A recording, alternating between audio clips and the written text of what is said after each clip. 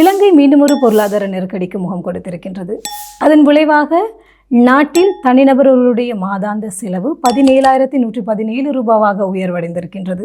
இலங்கை புள்ளிவிவர திணைக்களத்தினுடைய தகவல்களின்படி நால்வரை கொண்ட ஒரு குடும்பம் ஒன்றின் மாதாந்த வாழ்க்கை செலவானது 68,468 ரூபாவாக பதிவாகி இருக்கின்றது. இந்த மாதாந்த வாழ்க்கை செலவானது மாவட்டத்துக்கு மாவட்டம் வேறுபடுகின்றது. அந்த அடிப்படையில் நாட்டில் அதிகூடிய வாழ்க்கை செலவை கொண்ட மாவட்டமாக கொழும்பு மாவட்டம் அடையாளப்படுத்தப்பட்டிருக்கின்றது. ஆக இந்த கொழும்பு மாவட்டத்தில் வாழுகின்ற தனிநபர் ஒருவர் மாதாந்தம் 18,468 ரூபாவை செலவிட வேண்டியிருக்கின்றது. அதற்கு அடுத்தபடியாக இரண்டாவது அதிகூடிய வாழ்க்கை செலவை கொண்ட மாவட்டமாக கம்பஹா மாவட்டம் அடையாளப்படுத்தப்பட்டிருக்கின்றது. அங்கு வாழுகின்ற தனிநபர் ஒருவர் மாதாந்தம் 17,951 ரூபாவை செலவிட வேண்டியிருக்கின்றது.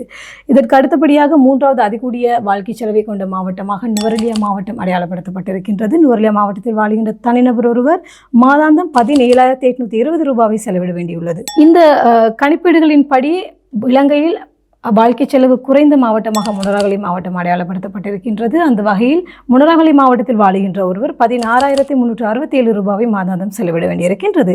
இந்த வாழ்க்கை செலவு தொகையானது கடந்த 10 வருடங்களில் அவதானிக்கின்ற பொழுது மிகப்பெரிய ஒரு ஏற்றத்தை கண்டிருக்கின்றது. அதாவது வாழ்க்கை செலவு பாரிய வேகத்தில் உயர்வடைந்திருப்பதை நாங்கள் அவதானிக்கின்றோம்.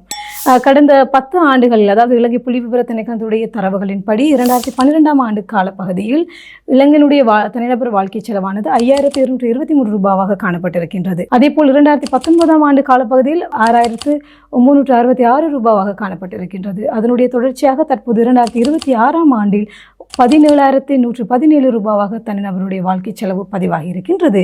இந்த ஏற்றமானது இலங்கை மீண்டும் பொருளாதார நெருக்கடி நோக்கி தள்ளப்பட்டிருப்பதை மிக தெளிவாக காட்டுகின்றது. ஆகவே அரசாங்கம் இது போன்ற ஒரு நெருக்கடியான காலகட்டங்களில் எவ்வாறு அடுத்த கட்டங்களை நோக்கி நகர்வது என்பது தொடர்பில் கரிசனை செலுத்த வேண்டும் என்பதை வலியுறுத்துவதாகவே இந்த காணொலி அமைந்திருக்கின்றது. இது போன்ற வாழ்க்கை செலவு அதிகரிப்புக்கு காரணம் என்ன என்பது தொடர்பில் நாங்கள் ஆராய வேண்டும். உங்களுக்கு நன்றாகவே தெரியும், மத்திய கிழக்கு நாடுகளிலே தற்போது போர் பதற்றம் தொடர்ந்து நீடித்து கொண்டே இருக்கின்றது. இதனுடைய விளைவாக நாடுகளுக்கு இடையே போக்குவரத்து ரீதியான தொடர்புகள் தடைப்பட்டிருக்கின்றன. இதனால் ஒவ்வொரு நாடுகளும் எரிபொருள் தட்டுப்பாடு, எரிவாயு தட்டுப்பாடு, டாலருடைய பெறுமதி அதிகரித்து தங்களுடைய நாடுகளுடைய நாணய மதிப்பிழப்பை சந்தித்திருக்கின்றன. குறிப்பாக இலங்கையினுடைய ரூபாவின் பெறுமதி பாரிய வீழ்ச்சியை கண்டிருக்கின்றது. இதன் விளைவாக எங்களுடைய கைகளில் இருக்கின்ற பணத்தை கொண்டு நாங்கள் எங்களுடைய செலவுகளை செய்ய வேண்டியிருக்கின்றது. எங்களுடைய மக்களுக்கு தேவை, அதாவது நாட்டு மக்களுடைய தேவைகளை நிறைவேற்ற வேண்டிய ஒரு தேவை அரசாங்கத்துக்கு ஏற்பட்டிருக்கின்றது. இதனால் இலங்கை மீண்டும் ஒரு நெருக்கடியை நோக்கி நகர்ந்து கொண்டிருக்கின்றது. இந்த நெருக்கடி தொடர்பில் ஏற்கனவே உலக அமைப்புகள், அதாவது உலக வங்கியாகட்டும், யுனிசெஃப் போன்ற அமைப்புகள் ஏற்கனவே முன்னெச்சரிக்கைகளை கொடுத்திருந்தன. அதாவது இலங்கை இந்த மத்திய கிழக்கு பிராந்தியங்களில் ஏற்பட்டிருக்கின்ற இந்த மோதல்களால் பாரிய ஒரு விளைவுகளை எதிர்கொள்ள வேண்டி ஏற்படும் என்று முன்னெச்சரிக்கையை கொடுத்திருந்தன.